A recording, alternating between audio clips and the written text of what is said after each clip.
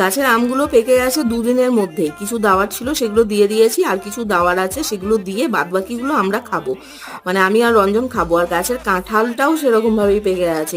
এবারে কিন্তু চুন লাগানোর দরকারই পড়েনি, নর্মালি পেকে গেছে। আসলে পাকার সিজন হয়েছে তো সেই কারণে হয়তো।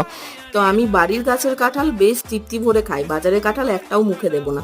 তো বাড়ির গাছের কাঁঠাল যারা একবার খায় পরের বছর নিজে থেকেই চায়।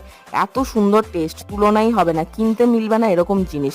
আর কোয়াগুলো একদম ছোট্ট ছোট্ট, দারুণ টেস্ট হয়, মিষ্টি একদম।